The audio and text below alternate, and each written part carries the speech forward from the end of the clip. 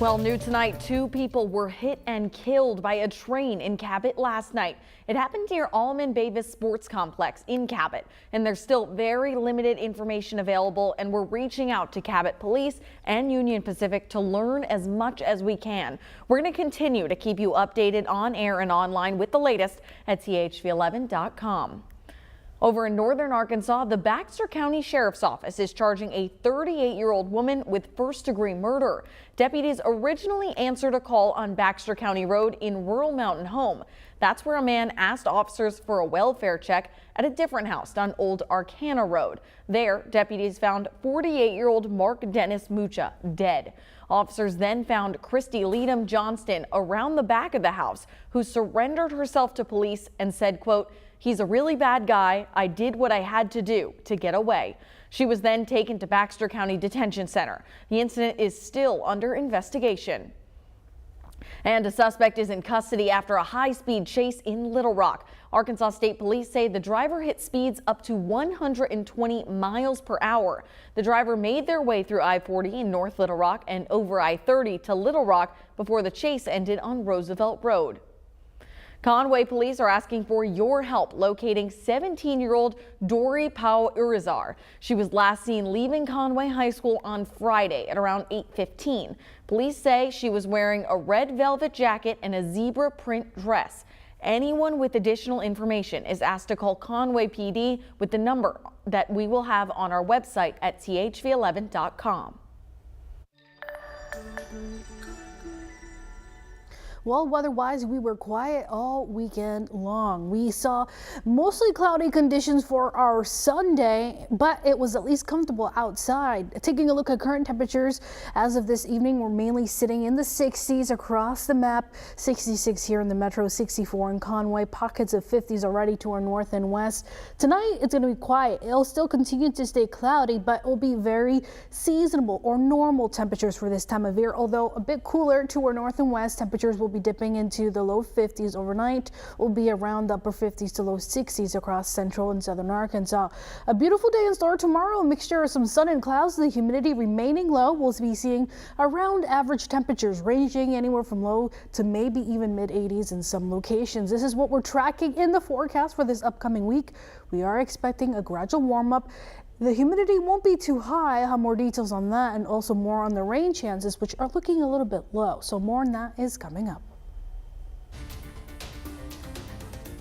Today at the G7 summit in Japan, all eyes were on Ukrainian President Vladimir Zelensky. He was a surprise special guest as he's not the head of a G7 country. Elizabeth Palmer has the latest from those meetings.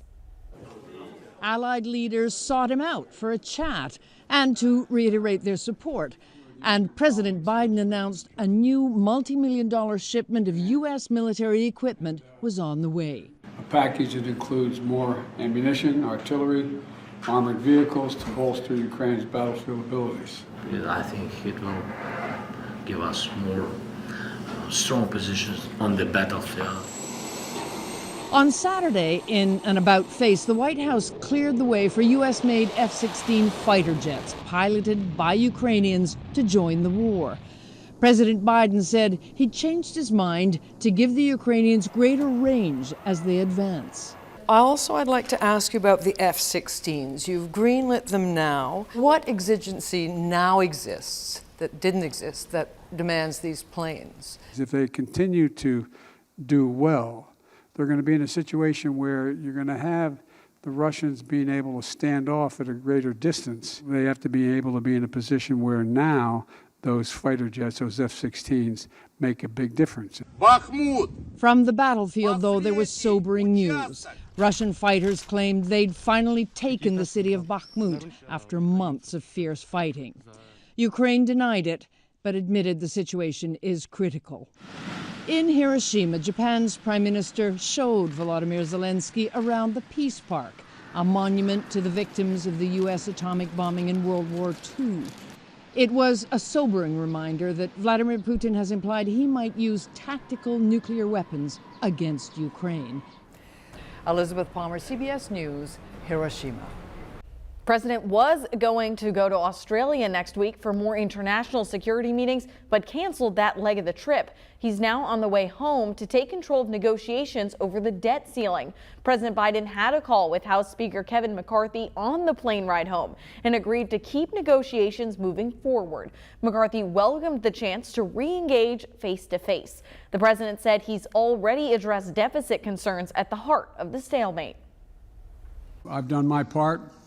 We put forward a proposal that cuts spending by more than $1 trillion, on top of the nearly $3 trillion in deficit reduction that I previously proposed through the combination of spending cuts and new revenues. House Republicans want spending cuts beyond what Biden has proposed. Treasury Secretary Janet Yellen says the deadline to avoid default remains June 1st. Today it was announced that a memorial service for the late Congressman Marion Barry will be held next month. It'll be on Saturday, June 24th at the Gillette Methodist Church. Barry died Friday at the age of 80. He served 7 terms in Congress for Arkansas from 1997 through 2011. Tomorrow, Brian Kohberger, the man accused of killing 4 University of Idaho students inside an off-campus home, is expected in court. Danya Bacchus has the latest. Murder suspect Brian Kohberger will be back in an Idaho courtroom to be arraigned for the stabbing deaths of University of Idaho students Madison Mogen, Xana Kernodle, Ethan Chapin, and Kaylee Gonzalez, whose parents will be there. He's going to know that we are the Gonzalez family, and he knows, what he did to our daughter, and he's going to feel all of us just staring at the back of his head because he won't even turn around. A grand jury indicted the 28-year-old criminology graduate student on 4 counts of first-degree murder and 1 count of felony burglary. What do we expect to happen tomorrow? Tomorrow, I think what we would expect is that during the arraignment, the charges will be read and he will enter a plea. We expect that that will be a not guilty plea. Prosecutors allege Kohberger committed the quadruple murder at a house in Moscow, Idaho, November 13th. More than 6 weeks later, in Pennsylvania, he was arrested at his family's home. We know that he was arrested based on cell phone data, based on the make and model of his car, and based, very importantly, on finding his DNA on a knife sheath that was found at the scene. The prosecution already, I think, has a number of pieces of really strong evidence here. The defense, I think, at this point will say, why would he do this? What was the motive? There's no knife that was found. Levinson doesn't believe Kohberger will be offered a plea deal and says it could be up to 6 months or even later before the case goes to trial. Danya Bacchus, CBS News, Los Angeles. Now, it's been a rite of passage for decades, teenagers getting their driver's license. But these days, it seems a lot of teens are switching gears, opting instead for the passenger seat. It's a trend seen not only here in Arkansas, but nationwide. THV 11's Brooke Buckner sat down with some teens to find out how they're feeling about getting behind the wheel. It's a major milestone for teenagers. Learning how to drive and getting a license or permit. I was really eager to get mine. 14-year-old Lucas Hankins got his driving permit as soon as he could, but he knows others aren't as interested. I'm gonna have to drive to work and I'm gonna have to do stuff for my parents when they're older. So better do it now and get the experience instead of waiting. But some of the other kids his age aren't in a rush. Aiden Jones could have gotten his permit last year, but says it's not a priority for him. If I don't have any other responsibilities, I might just stick to just not having one. And Sierra Cottingham sees those responsibilities coming soon, and that's what's motivating her to get her permit after putting it off. When I'm 16, I want to get a job, so I'll probably need to drive there, obviously. It's a trend seen on a national scale. According to the Federal Highway Administration, back in 1993, more than 42% of 16-year-olds had driver's licenses. In 2021, that number was down to 25%. Thompson Driving School in Little Rock has been open for 70 years. During Brock Thompson's time as owner, he's noticed an age shift in people learning how to drive. So we started seeing 17, 18, 19-year-olds, 20-year-olds, 25-year-olds.